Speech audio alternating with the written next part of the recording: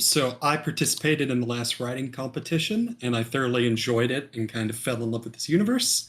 And when they were talking about bringing on another producer, Rebel reached out to me.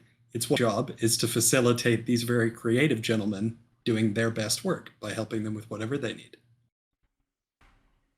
Now, to get on to a little bit more of a fun little appetizer for what we're about to experience here, I'm going to bring up Lobster here to the stage to discuss our social media aspects, including a little presentation he's whipped up just for you.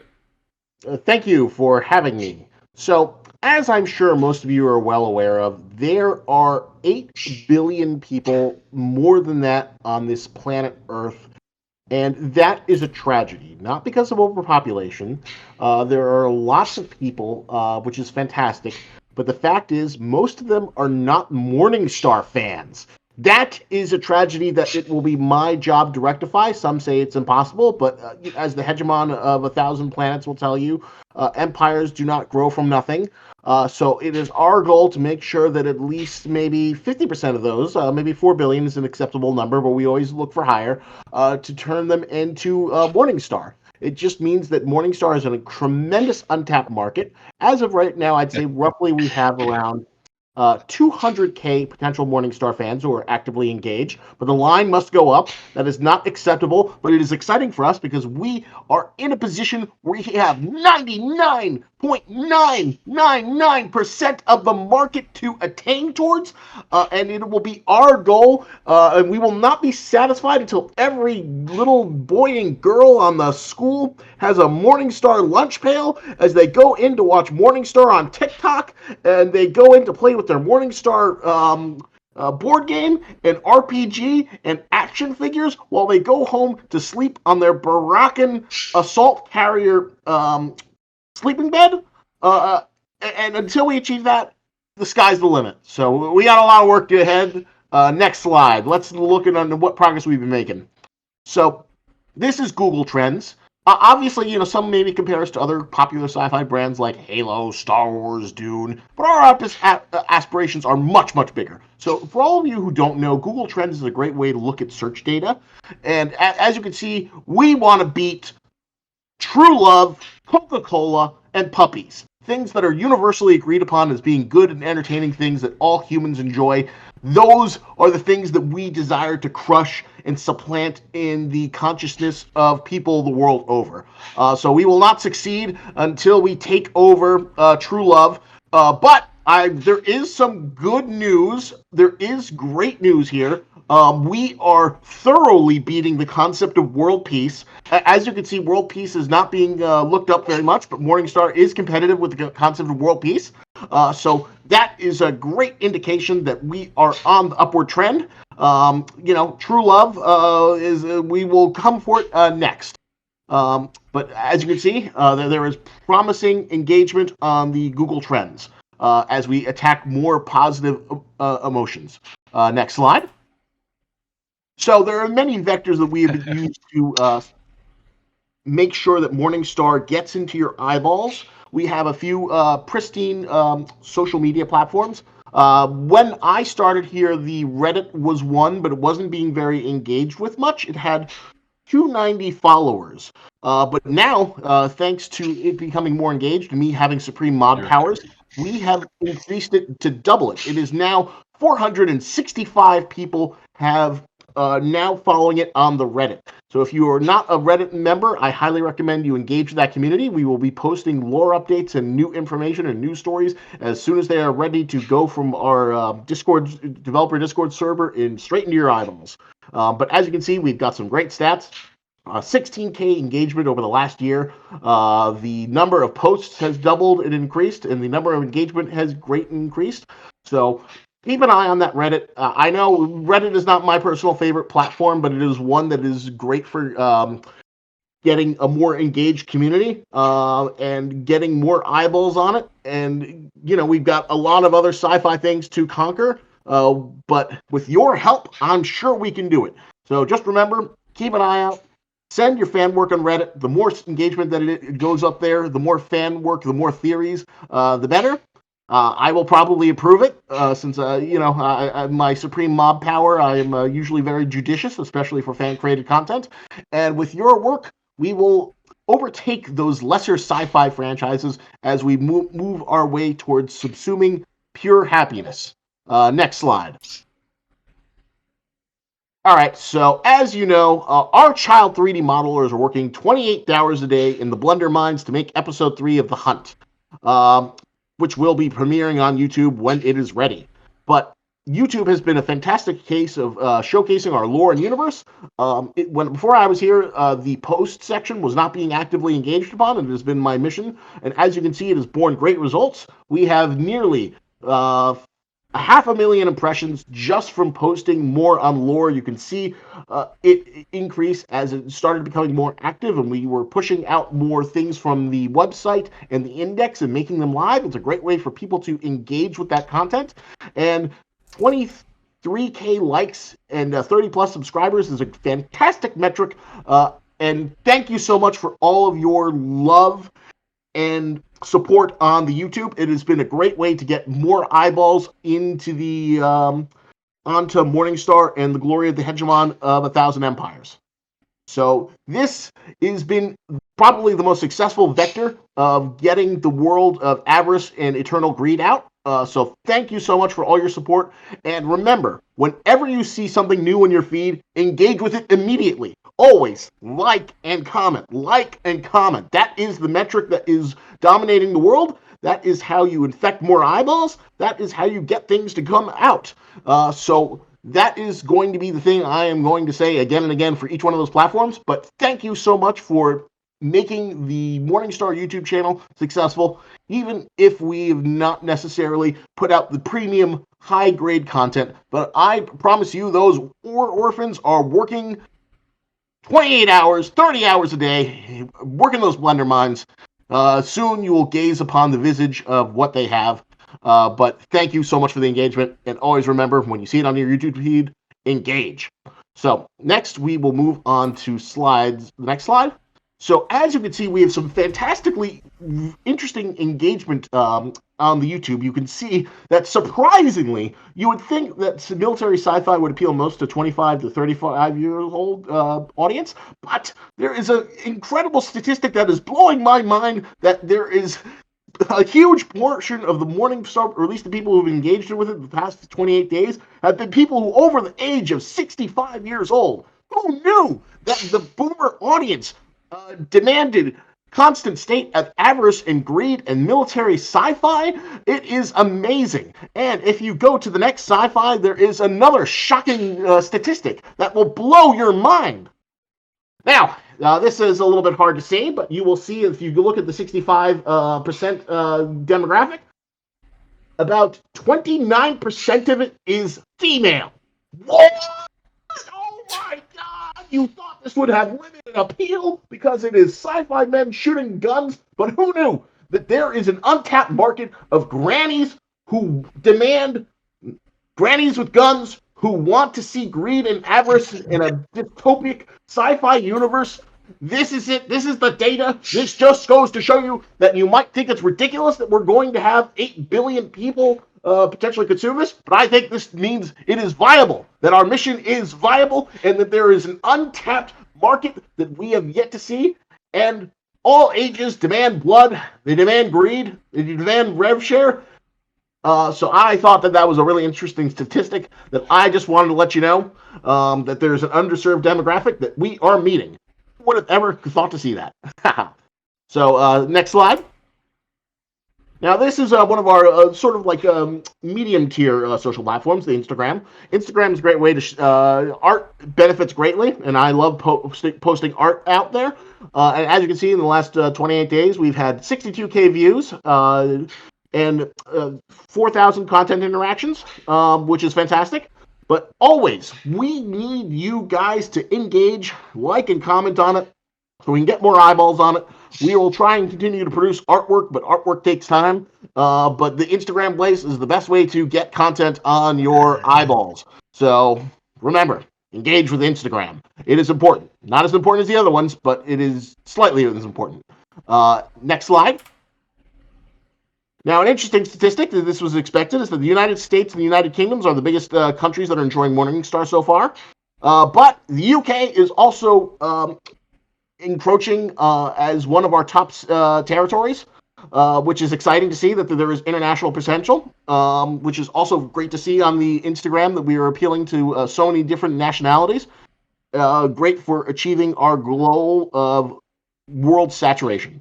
Next slide. Now, as you can see here, this is our Facebook. The Facebook is a little bit more difficult to grow. From my look in the data, is that Facebook will not give you free organic promotion. Basically, on Facebook, you got to pay for it. If Facebook or Meta is a company, is one that would truly make the hegemon proud. Their avarice knows no bounds. So we need to learn a lesson from them, or potentially.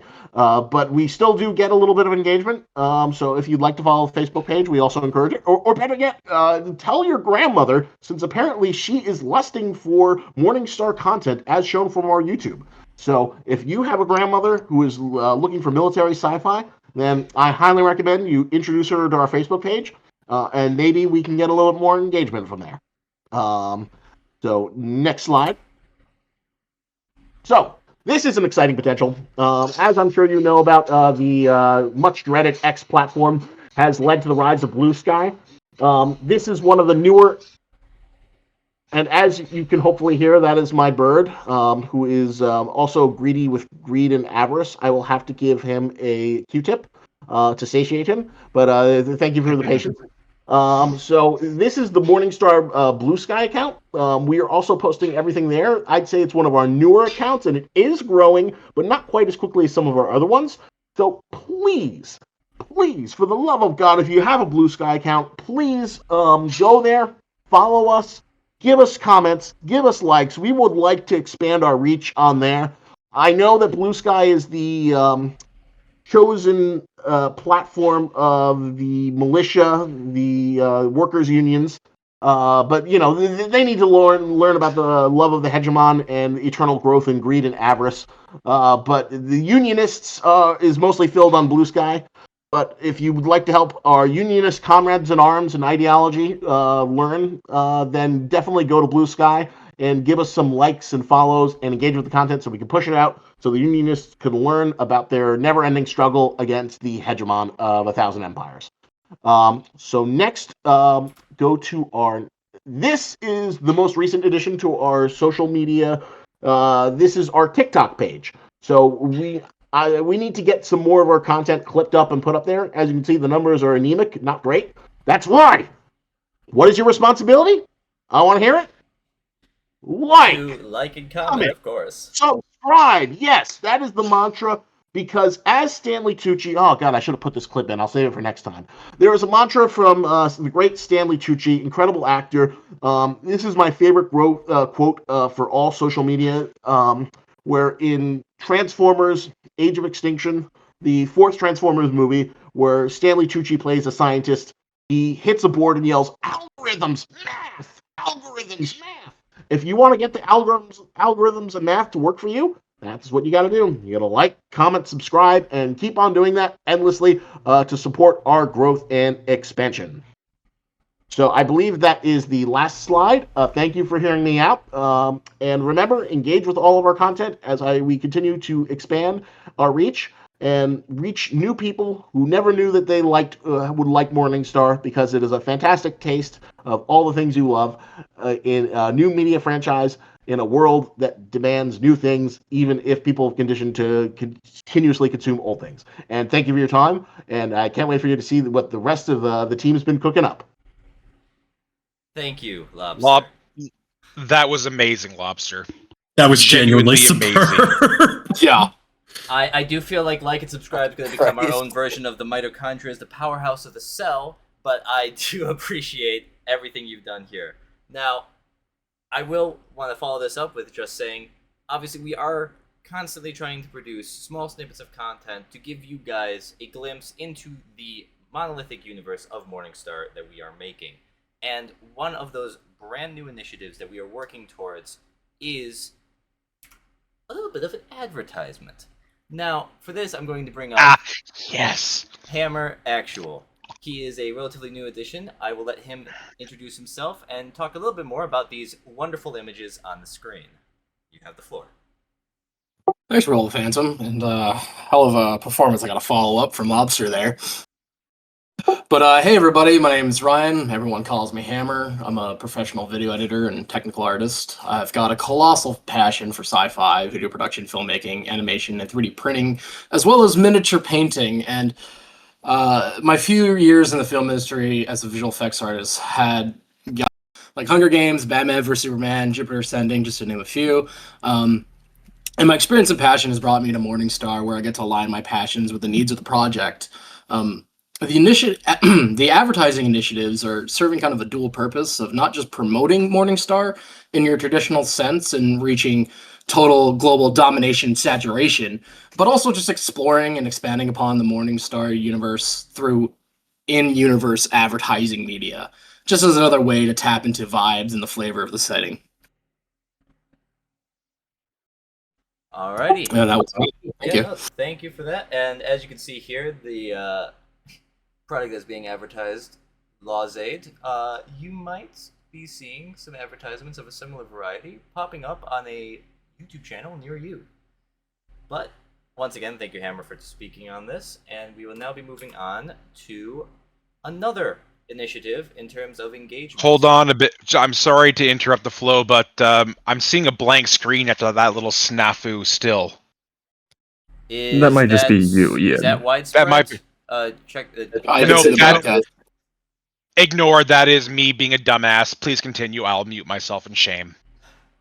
So we are the new initiative that we're working on as well is first up is going to be Cybeck with his upcoming project that he's going to talk a little bit about as well as introduce himself. Cybeck, you have the floor. Yep.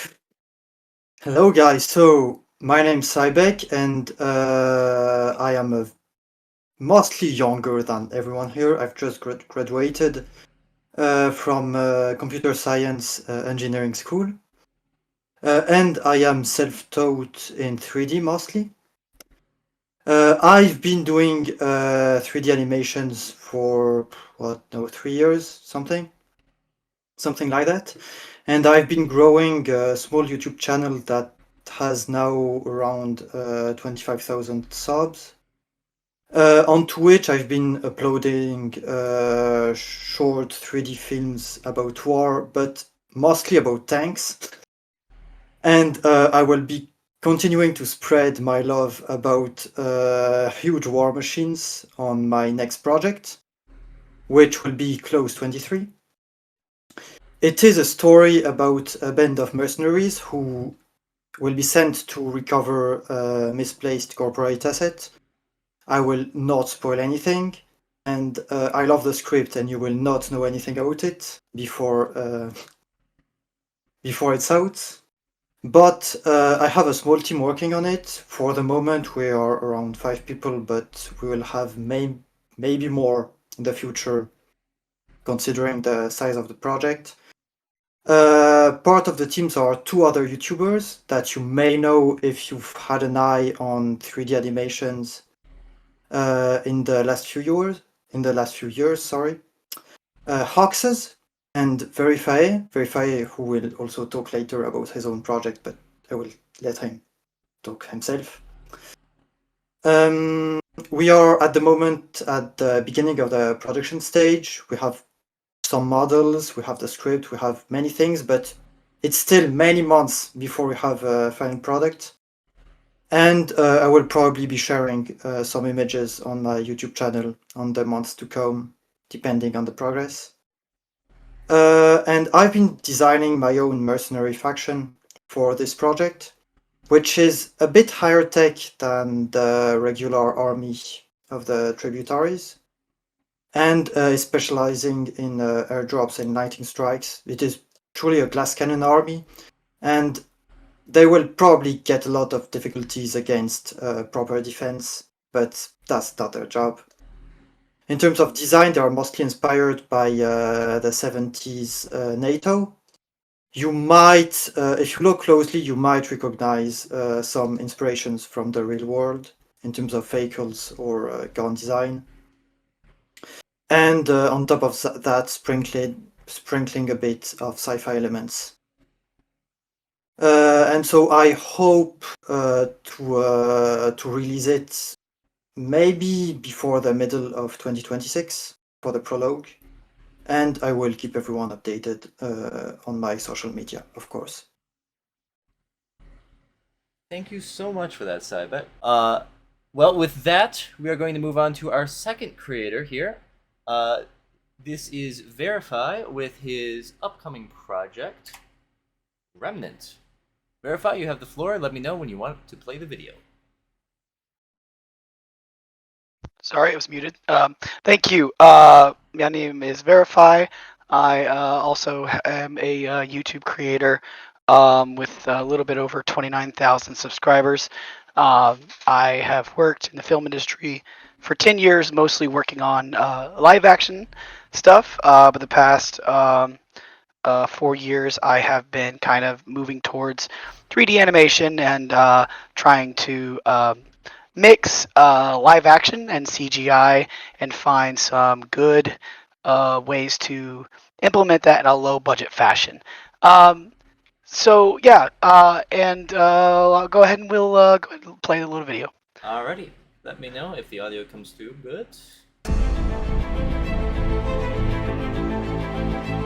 Audio's clear.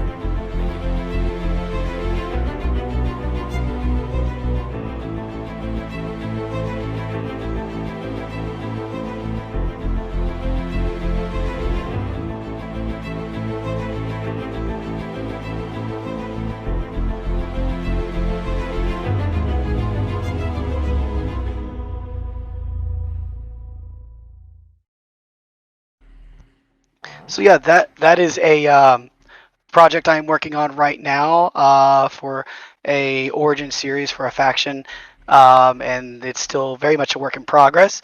But I am also working on another project that will be live action. That will be pretty it'll be pretty awesome. I'm very excited to get on it, and we're in the process of doing some pre-production, finding locations, costuming, and stuff like that. But yeah, live action is my bread and butter. It's one of the things I love to do the most, and finding ways to do it in a cost-effective manner. All right. Thank you, Verify, for speaking on this. Our next section, which is our art and design, we are going to be passing the mic off to our two art leads, Joaz for the 3D side and Do Your Duty for the 2D side. I believe, Duty, you are up first. Would you mind, well, either you or Joaz, would you mind explaining? I believe Joe should go first when it comes to introductions. Very well. Introduce yourselves real quick, both of you, and one of you, please explain what these random words are on the screen here. Solo Deco and Cassette Brutalism. Hell yeah! So, I'm Joaz, and I've been here forever. I'm the co-creator of this thing and the art direction lead, as well as 3D asset creator, illustrator, concept arter, comic editor, whatever it is that I'm required to do. And yeah, that's basically me. Duty. All right. I suppose I've been a bit more active in this server, so good few of you who have been here for a while already know me. I'm Duty. I am the 2D art lead for Morningstar, and up until a bit early in this year, I was only just merely a fan, but all in due time, I became a full-on member of the project, and I've created a fair bit, and I hope to create much more in the future. Thank you. Of course. Now, Joaz, what the hell is Solar Deco / Cassette Brutalism? Okay, so hold on, let me pop all my joints so I can get into this properly. Of course, you need a lot of flexibility for this. I understand. Yeah. All right, time to flex my vocal cords as well as my other muscles. So, every setting, every franchise needs to have some kind of an identifying visual style. Whether it's, grime and rust everywhere, whether it's sleek and shiny surfaces or perhaps something, sleek and futuristic. We've decided to mix things up a bit, you could say. We took a few real world ideas as well as some inspiration from sci-fi from the 60s and 70s when things used to look a certain way. And we came up with these terms of solar deco and cassette brutalism, which, funnily enough, are not the same thing, and rather they describe the two extremes of the visual style that we're going for here.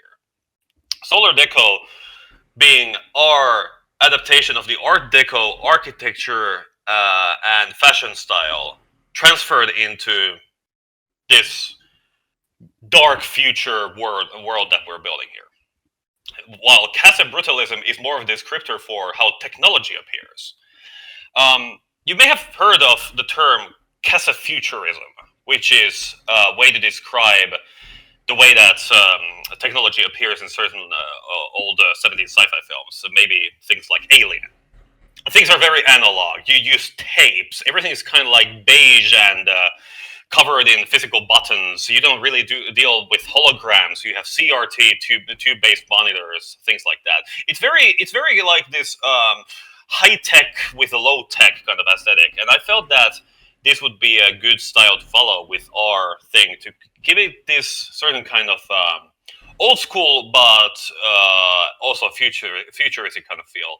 Sort of not make it feel less like something that we could see in our own near future reality and more something exotic. And then the Art Deco adds to that as like this kind of like a framing device in the sense that you can have these giant kilometer-tall buildings that are covered in round arches and statues that venerate material glory and the supremacy of man. And then everything is like analog physical technology, keyboards, cameras, monitors, things like that. That's been basically the rough approach that we've had for everything so far, and you'll be seeing a bit more of that in the upcoming animation too. All right. Thank you for the definitions. Now, I believe we are starting off with, yes, the 2D art from you, Duty. By all means, let me know when you want me to switch the slides over. So we'll start off with here. All right. So to begin with, we all know that the Barracan are a fan favorite, so we've striven to deliver a bit more in this area. And now I'm pleased to announce that we have color schemes for the major divisions that were in the previous version of the index. And as you can see, they do cover a bit of a fairly broad range, and we hope that everyone has a favorite, or at least something that's close to their favorite. Come on, go on, pick a favorite. I demand it of you. So anyways, what you're seeing here are, technically speaking, not necessarily the colors that the Barracan might be deploying with. These are what we would like to describe as brand colors, which generally speaking usually embody that particular division in terms of representation and may or may not strongly incorporate primary elements of their sponsor Macro Corporation.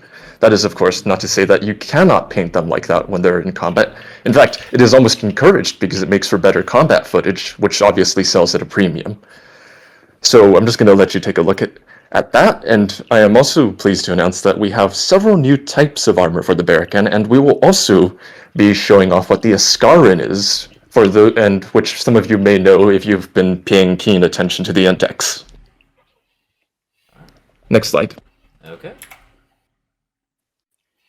All right, Joz, the first two are yours, so perhaps you should speak. Yes. So the Barracan have been around for a while.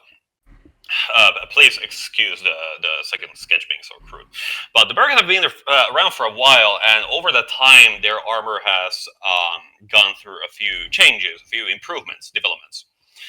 The first suit here, the Badak class, was actually the very first generation. It was a bit of a cruder, thrown together. It didn't have all the features that a modern Barracan assault harness kit has, but it did a job of tearing down those perfidious Patrathi bastards. And after that, their armor was developed further. Things like integrated stimulant injecting systems and things like that. Better air filters, improved power supply, things like that. So the Covenant pattern here is more of a how could you say, a middle of the road kind of design. It's not quite the modern Tetsudan suit, but it is more. It is an improvement over the first generation Badak pattern. And there were probably others too, but these would be like illustrating some of the changes that they went through as the fiscal centuries ground on. All right. And next up is the Styriok heavy assault harness. While it is not technically speaking perhaps an element within the progression of Barakan assault harnesses, it also remains a sort of standout. It is a grade 1 assault harness that is designed for heavy duty, for the heaviest combat zones, and it is also designed to deploy from quite a high altitude, as you'll see with the numerous thrusters installed in the legs and the arms. And even then, it also contains a bunch of integrated shock absorbers, so when it lands, it still lands quite hard. And obviously, because punching hard isn't just something the Barakan would be satisfied in how they fall, we have also decided to integrate a battering ram into its primary weapon, which is called the Ram Pulse, a term coined by one of our fans. Wonderful. Next slide, I assume? Yes. And what you're seeing here now is the Askaran, which those of you who have read our comic, which I should remind everyone is free to read, by the way, so go onto our website or onto our Patreon and read it if you haven't already, who showed up at the end of the last episode, of the last issue. Now, the Askaran is not an armor class, but rather it is a type of Barakan. Some of you may already know that the average Barakan is known as a Kotar, and then there are Taskmasters, and above them the Overseers, and the Askaran is another element of this particular hierarchy who is a solo operative. And for this purpose, it is equipped with a suit of highly modular assault, a highly modular assault harness, and has quite a few tricks up its sleeve. As to what those tricks are, well, you're going to have to read the next issue of the comic to find out. Next slide. Alright, and for the Shigwe, we also have some new developments. Right here is one of the Artash, who are Shigwe who have, at the juvenile stage, had their limbs amputated so that they may better interface with a suit of empowered armor. You can think of it as the Shigue's equivalent of an assault harness, and the assault harness in question is called a combat frame, and the term for it in Celebi is Ethokau.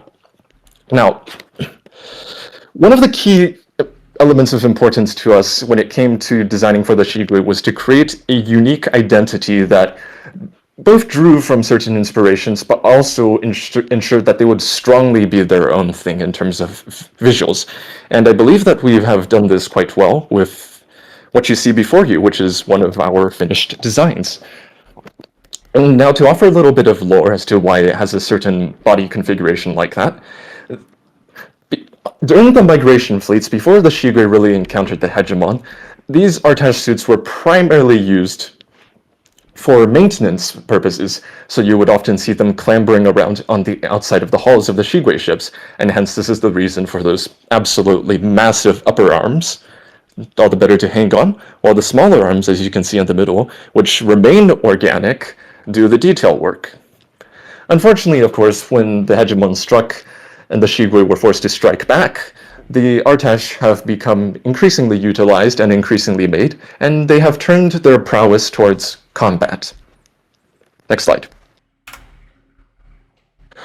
Alright, so I'd like to walk you through a bit of our design process and offer you a sort of glimpse behind the scenes of how the design sort of evolves and how we're constantly sort of making sure that everything makes sense and it also fits thematically. So as you can see by the progression, number 1 was one of our earliest concepts, and some of you may remember as this was showed off at last year's RevShare Summit in December. But looking back at it, we felt that it quite didn't embody what we wanted to see from the Shigui. So for that reason, we sort of walked back a little and we expanded a bit onto the second image, which, as you can see, is a bunch of silhouette studies when we were trying to find what the optimal body plan would be. And from there, we developed into number 3, and as you can see, some of the elements like the giant forearms for gripping have already sort of been embodied. But at the same time, we still didn't feel like it was enough. It didn't have that sort of heaviness to it. It didn't have that sort of source of sleekness either. So we continued and we pushed it to number 4. And as you can see, we have ditched the exposed head, and the overall profile has begun to take shape. But even then, it wasn't quite enough. And so for the final product, I sought to lean a bit more into animal inspirations. As you know, the Shigui are sort of reminiscent of the savanna in terms of their whole ecosystem and whatnot. So we incorporated a sort of almost equine neck into the design, and that's where we ended up. And what you see on the right is, well, the Artash are primarily for space use, so obviously they would have the ability to traverse rapidly, and what you're seeing there might be something that fits those lines. Who knows? All right. Next slide. Thank you, Duty. Now we're going to give you a little bit of a break. I know you've been rambling for a bit. We are now going to move on to you, Joaz, and we will look into the realm of 3D art. Okay, give me a second. I just need to type a message to Mr. Gribbles real quick. Yeah, actually, You didn't see anything. Yeah, Rebel, go up once. I don't think it's showing it here. It's not there showing was a it. last-minute addition to the slideshow from me. But it's okay. Can you grab it? Not. I guess you have to restart the slideshow. I would have to do that. So give me a second here. I will also. It's pretty cool. It's technically a third faction, so I think it's worth the worth the squeeze. Or if it's just it's my computer is giving me some agita here on this. Well, I have the presentation open. I can add it in if you want me to. It's there. It's just. Oh yeah. Yeah. It's there. It's right before Joaz's section starts. But yes, I see it now. Yeah. Oh, okay. So how far up should I go? Just go down. Just keep going in the normal process. We placed it between. No. Rebel, you might have to exit and come back in. Yeah, it's not showing it otherwise. Oh, it's. Yeah, I can see it there. Just present again. Close. But go back from here. Okay, maybe now we get it. There it is. Hey, there we are. All right. Yeah, so before we go into my 3D stuff, there's a little bit of 2D stuff from me because, well, I like to improvise a lot of 3D stuff because, you know, Blender, of course, as a software, can also be used for concepting stuff on the fly. Excuse me.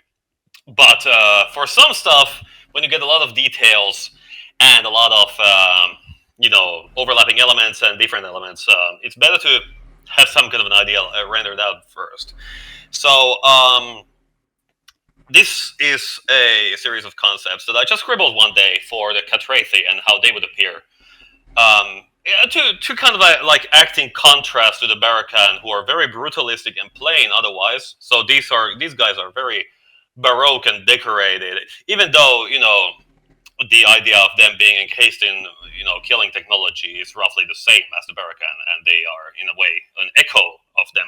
Or rather, the Barakan are a corporate ripoff of the Catrathy, lore-wise, technically. Kind of, sort of. Anyway. This was something that I just had to put into images one day because I just got this random inspiration, and which that was good because we've used this as a reference for some comic stuff that will be upcoming. And eventually, I want to make a 3D design of these guys using these same ideas. So I looked at a lot of stuff. I'm not sure if anyone's familiar with this artist, Ian Miller. He was a pretty big deal in the late 80s. He illustrated stuff from, like, you know, Lord of the Rings and things like that. But he had this very psychedelic, grim style. And I wasn't actively taking inspiration from him, but something about his style just came to me, and this is the results. in a sci-fi sense. I'm not sure what the gun that he has is, but we can assume that it's some kind of like a matritic laser beam based rifle weapon, probably hyper lethal at any range, and then with an axe blade on the front for good measure, in case those filthy heathens get within whacking range. So that's something that I just blurted out one day, and which I want to eventually turn into a 3D thing, so that we can animate him and use him. Right. All right. Glad to hear it. Now, unless there is any more super last minute additions, I'm going to move on to your 3D section now, and we can move on as scheduled. I'm sorry for this last minute addition. All good. I understand. Now. Right. What the hell is so oh, you make it sound so offensive. I may have shown this somewhere already, but this is a little design and an asset that we will be seeing in the upcoming animation. He's going to have a bit of a cameo role. We'll probably have to wait a bit before we actually see him in action. But this is the armored mobility unit type exoskeletal armor suit. This is not actually a Barakan asset, but rather this is something that is used by tributaries and mercenaries that can afford it. So, believe it or not, there is a dude or dudette inside that thing. I believe Mr. Gribbles was working on a story regarding the profession of piloting one of these things. And when it comes to the weight class and the doctrine of deployment and all that, this is less power armor and or assault harness or anything like that, and more of this is inching closer to the classic mech suit territory, which you are more like. It's starting to get in that territory where you're piloting it rather than wearing it. The wearer's legs terminate at the second leg joint, and the feet are entirely mechanical, for example. And there are various attachments for the arms, so you can have different guns, you can have claws or grabbers or harpoons or anything that you can think to bolt there. Eventually, when we turn it into a miniature, there's sure to be a bunch of weapon options available. And if you go to the next slide, I actually have a turntable of this thing in a different color scheme. It is a video that you will have to set to loop manually because it is quite short. If you right-click and set it to loop, that should do it. There we go. So this is the color scheme of the Stratus Industrial Macro Corp, the mega business that specializes in starship manufacturing, which are the commissioners and financiers of the Hunt in the animated series. So, yes, I see Zavul calling out Armor Troopers Votoms in the chat. Not a direct inspiration, but I admit that it uses certain aesthetic similarities to that, in the sense that it is very much based on this, like, 50s, 60s understanding almost of armor shapes. I essentially looked at Soviet tanks and thought, what if I turned this T-55 into a suit of armor and gave it huge guns? So yes, this guy is wearing the Stratus Industrial color scheme. In the service of the tributaries, there is this doctrinal tradition of attaching various advertisement stickers and sponsorship markers onto the armor.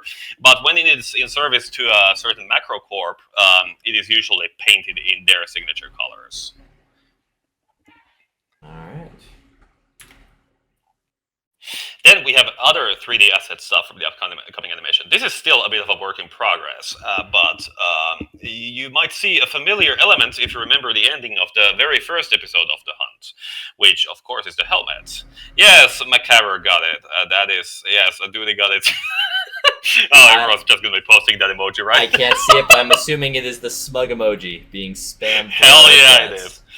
Wonderful. So this is a I'm not sure what to call this thing. I'm sure Mr. Gribbles, because Mr. Gribbles is the wordsmith, he has a better terminology for this thing. But this is a full body haptic immersion VR suit kind of deal that is an example of the highest of high technology that is available just for entertainment to the highest earning ladders of society, and it plays a certain role in the hunt and how the progress of the Barakan in their combat is actually followed by the observers. Because, if you're only a middle-level millionaire type of person, you can afford, a full HD real-time stream with surround sound that it brings this combat footage as a cinematic experience to your living room. But if you have the really big bucks, you can take part in it yourself using this sensory linkage equipment type deal with, I believe that is a type of Kajit hood or something like that is attached to the helmet. And we will be seeing this. We will be seeing this asset briefly in action in the animation. This is on the technical side. You may be able to tell that a lot of this detail on this model is flat because this is a background asset, in the sense that we don't get really extreme close-ups of it, but we get it.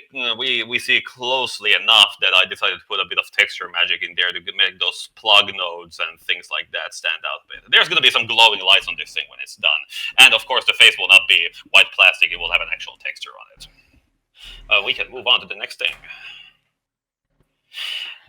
And then on the general 3D side, aside from the hunt, which I've been busy coordinating the creation of assets for, I've planned a series of illustrations because people in the polls said that they would be interested in seeing more stuff about the Directorate and the life of the tributaries.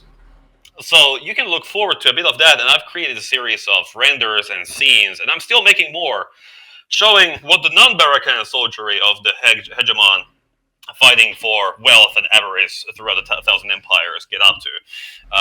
This scene shows clearly some kind of a pre-operation planning going on. You can actually see a star field in the background, which implies that this scene takes place in space, despite there being broken ruins all around. This will be part of a larger scene that I will complete later when I have a bit of time. You can see new stuff such as the tank in the background, which is quite sizable. You can see that the track unit is taller than a man, for example.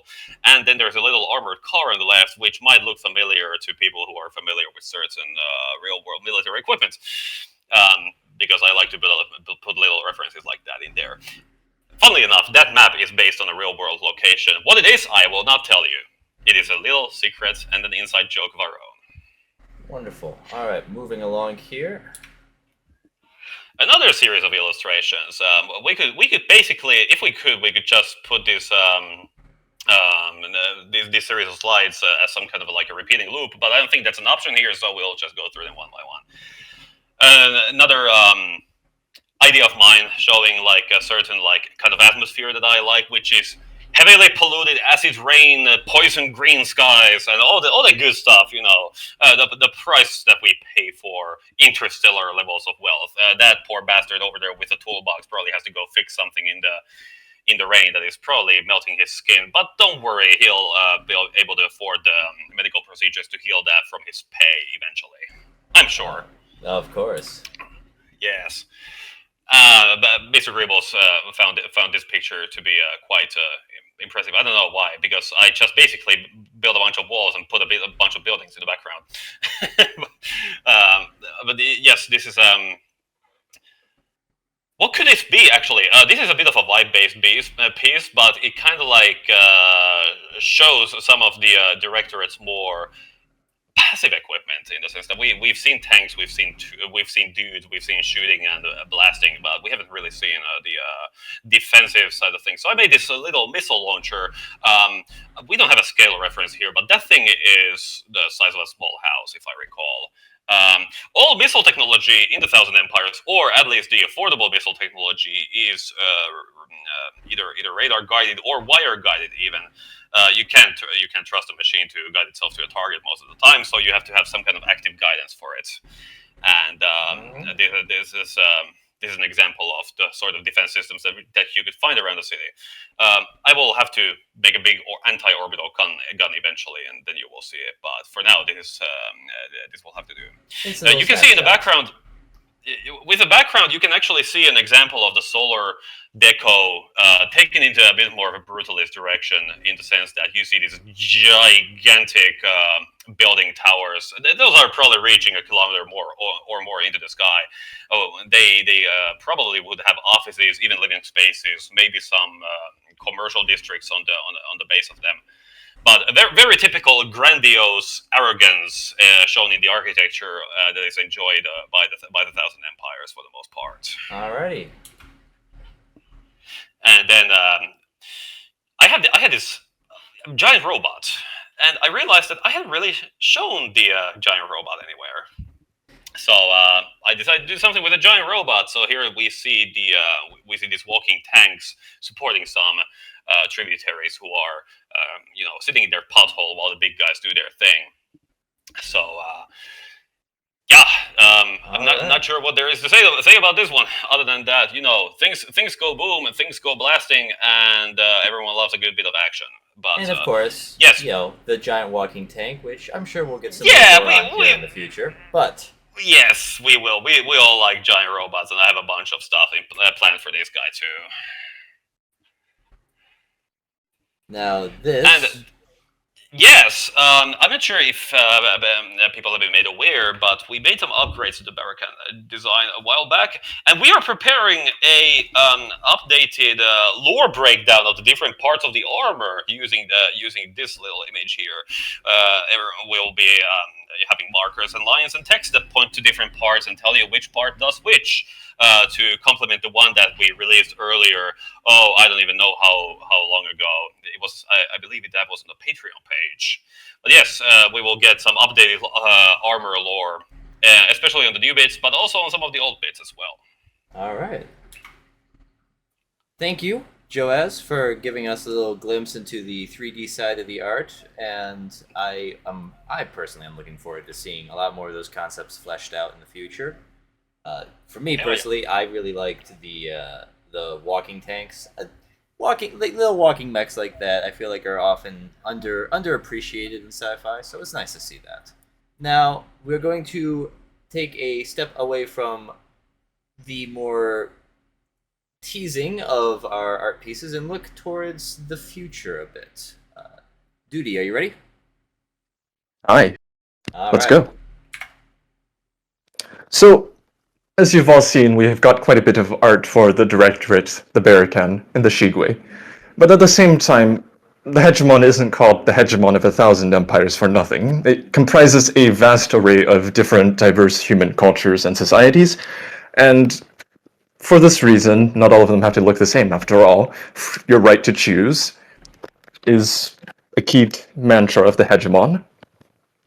And so for this reason, we've also decided to very much push into fleshing out all the different corners of the universe to really sort of illustrate its vast scale and hopefully inspire all of you to create your own elements within this universe as well. So to begin with, the macro corps are the dominant power in known space. They are vast, star-spanning economic entities, and because of their sheer size, their long history, and I'm just going to drop the fact that, Stratos Industrial itself is, much older than the Hegemon, by the way, they have their very own unique internal cultures and sort of embody almost nations unto themselves in a sort of way. They're not actual nations, but you know what I mean. And so for this reason, we have decided to go into sort of fleshing out a bit more of them and some of the other major and some of the major unique empires within the Hegemon. And to sort of start, we'll talk about the Magnates, who are courtesy of our new arrival to the art team, Cheesybin, who is also very immensely talented, and it's a joy that we have them. Move on. So what you see here are several explorations for Magnates from Cheesybin. And as you can see, they are emblematic of the Solar Deco style. So you see a little bit of Art Deco inspiration, but you also see high technology, fine fabrics, distinct silhouettes, and whatnot. All right. And can we get that link posted in the chat here for people to click on? For it is. All right, wonderful.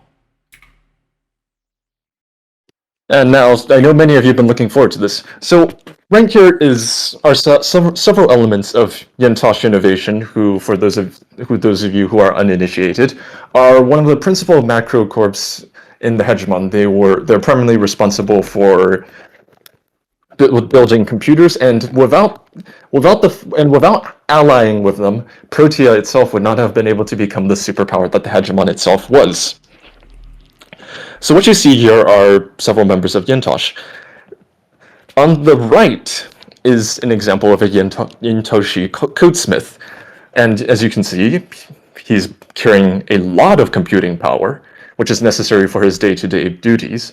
And unfortunately, because all of this computing power is just so heavy and, so cumbersome, he's also wearing a sort of exoskeleton, and which also is combined with a sort of cooling sleeve underneath to mitigate all of the excess heat produced by that computing power.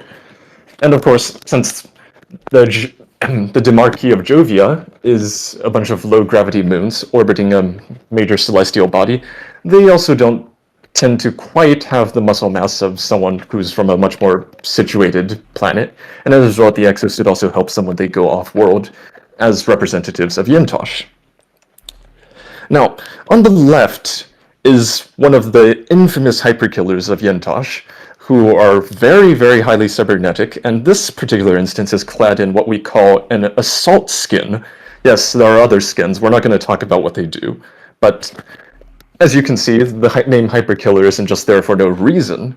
They are very hyper-lethal, being armed to the teeth, and, just in overall very, very, very, very mechanized. Next slide. Before I move on to the next slide, I do want to say that bottom right-hand corner on the left image of the little face profiles, I really love the fact you gave him stunner shades. Absolutely love that. It was funny, but I think it could work as a look. Yeah, no, I think so too. And what we have here are some teases for other factions. Now, from the left to right, I'm just going to list them off. You have a representative of Armisen, a representative of Five Hands Panaceuticals, something from Yintosh, one of the Ruin Time tributaries, and a member of the Mirite Empire. And I'm just going to go a little bit into what exactly they are. So, first off is the representative from Armisen, who is a sort of active war zone merchant. They would be responsible for coordinating deals with various independent entities in the hegemon to secure and supply weapons and armament. As you know, the hegemon regards war as an inevitable necessity in certain cases, and it is always good for business. So whenever there's war, Armisen is there to capitalize on it. Now the second is a member of Five Hands Panaceuticals. For those of you who have read the All Notable short story, one of the members of that Skip Tracer team hails from the same planet where Five Hands was founded, and it was a sort of early tease of what Five Hands is actually like. And as you can see here, they have decided to issue technology for something a little more organic. That's right. Five Hands worship the human form and believe it to be the apex of, well, anything. And as a result, they have taken to extensively modifying themselves biologically and also growing everything they might need from their own biology. And to the right is a cyborg from Yintosh. There's really not too much to say there. And after that is a member of the Ruin Time Special Assault Forces, which are sort of elite formations within the tributaries themselves. Also, not too much to say there, except they're armed to the teeth and have a lot of high technology. And after that is a member of the Mirite Empire, who, as you can see, are rather different from the other factions in that they are very elaborately decorated and place a high emphasis on art. More on them later. Next slide. So, continuing the... actually, before I continue, thank you, Duty, for giving us a little breakdown on the different corps and factions within the Hegemon. Obviously, it's not called the Hegemon of 1,000 Empires for no reason. There is quite a lot more to look into and discuss, but we will tease out more information on them as time goes on. Now, for this one, we have a new upcoming venture, and I believe that Bowman here, our glorious overlord, can tell us a little bit more about this. Yes, thank you, everybody. Yes. So one of the things that we identified is as a science fiction universe based on capitalism is that we need products, more products, an endless line of products. But a product is only as good as your ability to hold it in your hand. So if you could click on the Loot Horn logo. Oh, okay. Second. I will remove the very stringent security that we surround all things with. And go. All right. Here we are. So, what this is you will not F me, audience. Sorry. So this is a really awesome company. They're up and coming. They do a lot of work with Matt, who is the person that has been developing our RPG. This, my friends, is merch. If you zoom in a little bit, yeah, there we go. Yeah. So just scroll down, and I'll kind of fire off as we go. But these are mock-ups. They're pieces that have been taken from duties and Joaz's as we've built up an art library over the last year. It's been a very busy year.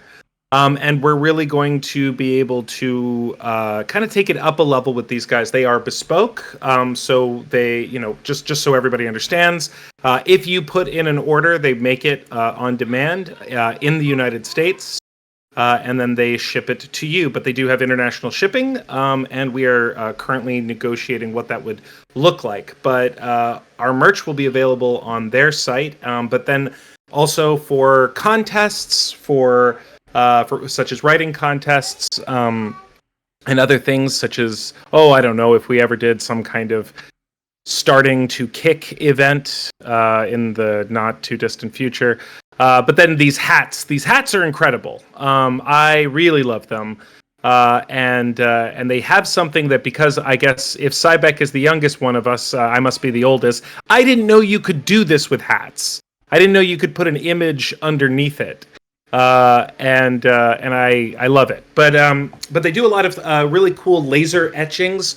So we're also going to have some interesting options for posters, laser cut into steel or wood, and really it's just a great relationship that we're starting off. So this will become available in the coming weeks. We'll have a pretty big campaign behind it to let everybody know. Obviously, we are still, at the beginning of this franchise, but Loot Horn wants to kind of grow with us. Oh yes, they also have these cool little keychain things that I want to do stuff with them. I just don't know what yet. It's got to be something really good. Maybe like some kind of QR code for some kind of internalized Bitcoin. I don't know. Anyway, this. Do not do Bitcoin, sir. I will slap you. That's fine. A disclaimer, that's a joke. Yeah, no, yeah. I know. God, I wish I even knew what making... Yeah, anyway. Okay, moving on. But yes, everybody, we are going to be getting into the merch game. We'll now be going into the meat and potatoes, the thing that all of you secretly really wanted to know more about, the lore. How you doing, folks? So, I'm back again. Talk to you about the Morningstar universe, how it's shaping up. I'll have a neat little preview of something we've got coming up, but before we get into that, kick me to the next slide if you please. Alright, so let's talk about the importance of fluff for a second. So for those of you who aren't giant nerds, which, let's be honest here, I have no idea why the fuck you would be sending Steer Saturday here if you weren't. You've got Crunch, which is all the technical rules for a game, right? It's your mana curve for your deck, the optimal feat you take when you're building a D&D character, the best way to build an army, right?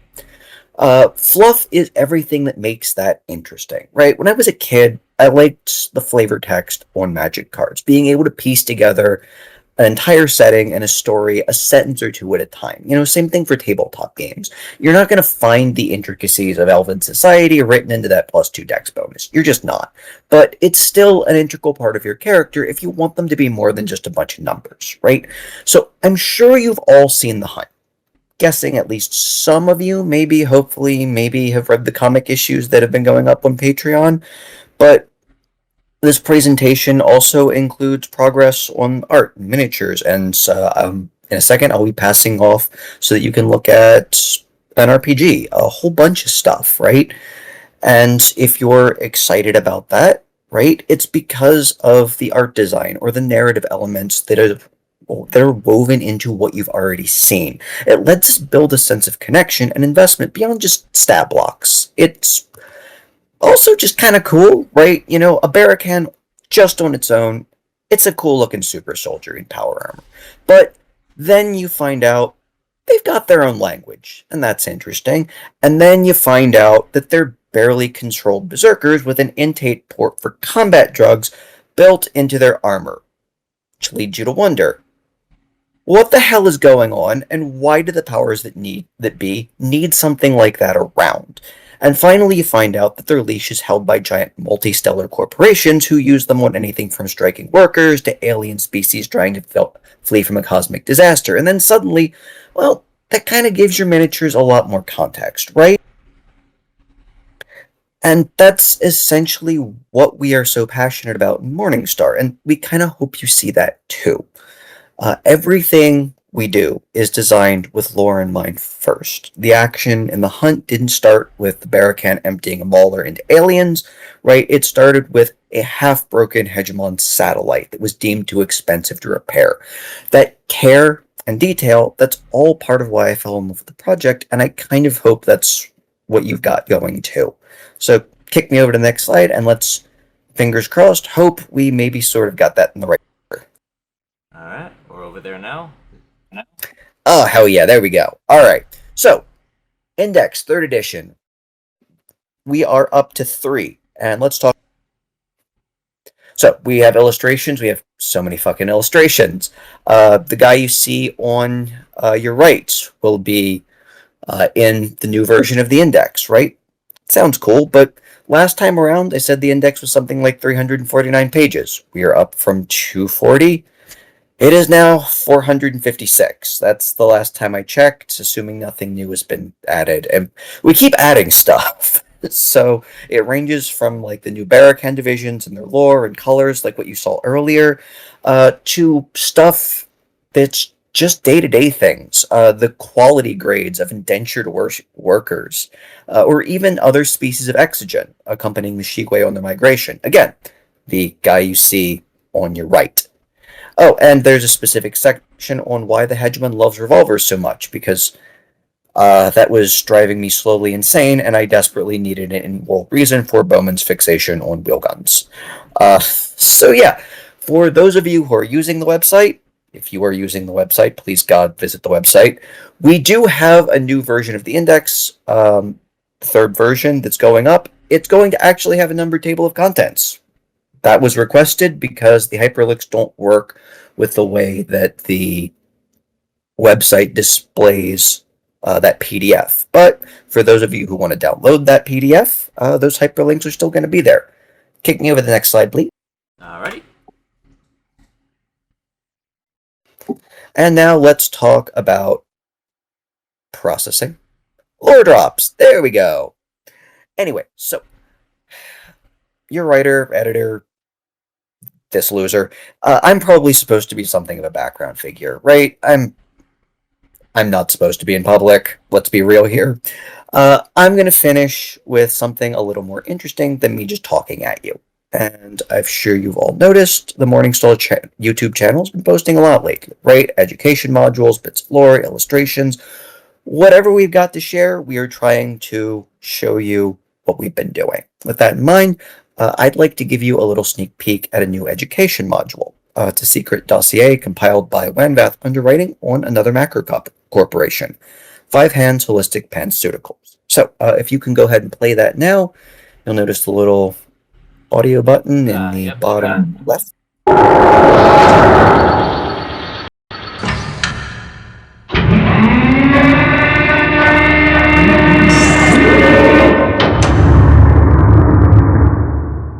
5 Hands progressed from its humble origins on Milebrook, an exocore planet in the Omora system, from an order of matriarchal healers to one of the most influential macrocorps in the hegemon's history. Our research suggests this order is a convenient bit of backfill for their religious arm, with each of the founders taking on the role as some kind of priest or self-described sorceress, something that will be expanded later in this module. It should also be noted that Five Hands places a great deal of spiritual value on the number 5, and will even make financial decisions on its relevance in business practices. Five Hands represent the original 5 corpos that became the Macrocorp. 5 fingers exist on the hands of the majority of recognized near-humans.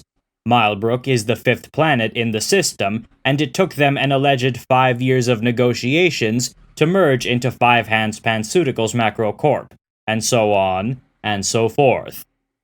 Five Hands set the standard for health and wellness throughout all of known space, not just the hegemon, and maintain an aggressive stance on research and development, so much so that the audit has periodically been involved in their affairs.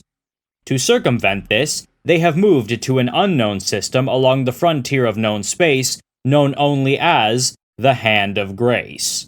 This module will provide an in-depth analysis of the Macrocorp offered free of charge to high-grade Wanvath-affiliated underwriters, to ensure that they have the information necessary to properly assess risk and reward in the future dealings with Five Hands Panceuticals. Error, error, error, error, error, error, error, error, error, error, error, error, error. Okay, yeah, so once we get the rest of that finished up, you'll get a nice polished, shiny new version dropping, hopefully on our YouTube channel, hopefully soon. Kick me over one last slide, and I'd just like to talk really quick about the results of the writing contest before I finally let you all go.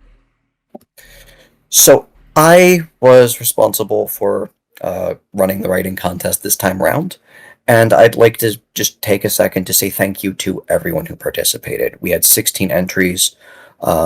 We're talking about talking with some of the folks you see in this slide. Hawks, Will, Jerian, and Sol, to explore options about maybe getting their work revised and published. We will be running more contests like this in the future, so please watch for any updates on that front. And with that, I will turn it over to the next person on our list. I believe we're talking about the RPG next. I believe you are correct, but let's find out. Yes. You're right! So Matt is not going to be with us today. Unfortunately, he is still in the process of moving across the country. For those of you who have talked to him, he goes by RJ Rift as well. But he is in the military, and they have moved him twice in as many years, and it's rough. It's very difficult. So if you do see him, just understand that he's dealing with a lot of real world stuff. But I've gone over his section, and so I will humbly relay it to you guys. If we go to the next slide. So, rev share, yes. So Avarice. Avarice is going to be the name of our game system. It's something that Matt has been working on. It is loosely based off of another system that is closer to Modiphius. If you guys have ever played like Achtung Cthulhu, and his company Fat Goblin Games is penning it and has been testing it out. Now that he has moved, there will be more opportunities to test it. We're really excited to be able to explore the universe in this way as well. It will give reason for such a gigantic index. And allow me to start making smaller indexes so that my life can return to normal. Next slide, please. So, as you know, this is the map of the Hegemon and known space. Just a quick rundown, just so you know what this is, because sometimes I think it might be lost in some of the shuffle. The very center ring, that is Protea, and the second ring outside of it, that is the Exocore. Spreading outward, all of those different lines are individual supersectors, which, yes, all of them will have names and further maps, as long as Duty still likes me as a friend. But that next ring out is basically what you would call the midworlds. Together, that is known as civil space. So the Exocore and the midworlds form civil space. The outer ring is the frontier and is obviously the most is like kind of a constantly expanding level of awareness that new mankind through the lens of the hegemon has. So you can see along the lines the courtesy just on the right next to the Vela frontier. That is where the Shigwe are largely making themselves first known. And then to the south, you would have that's the Mendax region, which you'll learn a lot more about in the next index. But this is collectively known as known space. Everything beyond that point is a mystery that you can explore. And just a quick then line from Matt. Yes, we are currently exploring the 2D20 system, which has been pretty interesting to hear about, and we're happy to playtest. Next slide, please. Basically, these are the themes of our universe. You will be, you know what? Go to the next slide. We can just this. It'll be a little bit more interesting. So you'll play the part. You won't be able to be a Barakan, for example, at least not yet. But you'll play as regular contractors that are working for various aspects of the hegemon, such as corporations, macrocorps, the directorate, things like that. And you'll be able to play as various different roles and jobs, similar to a normal RPG system. Next slide, please. Okay, and so Avarice is set in the corporate-dominated expanse of known space. Here are its defining traits. The hegemon, a pan-stellar post-national empire built on debt, consumption, and corporate fealty. It spans thousands of light cycles and governs through economic incentive and enforcement. Macrocorp influence. Massive conglomerates own everything from armies to religio subscriptions. Their trust brands define culture, value, and even legality.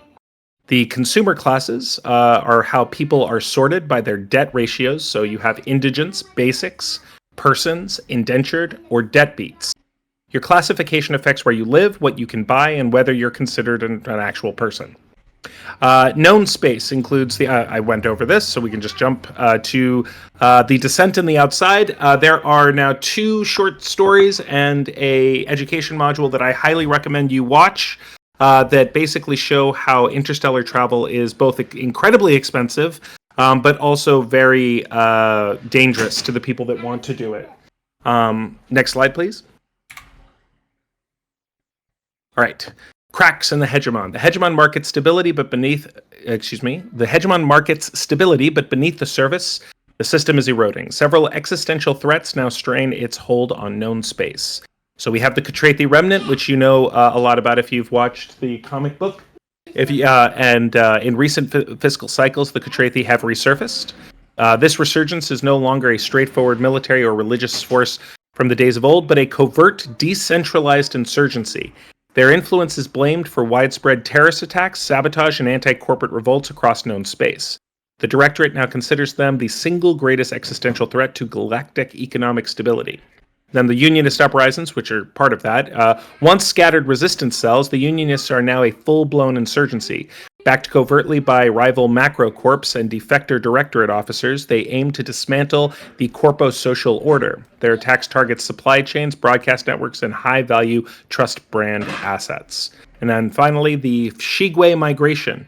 From deep duskward space, the Shigwe life fleets flee an unknown catastrophe beyond the Centaurus arm. These nomadic fleets carry dozens of refugee species and forgotten technologies, but the hegemon views them as vermin, not victims. The Directorate has authorized preemptive actions against them, but resistance is stiff.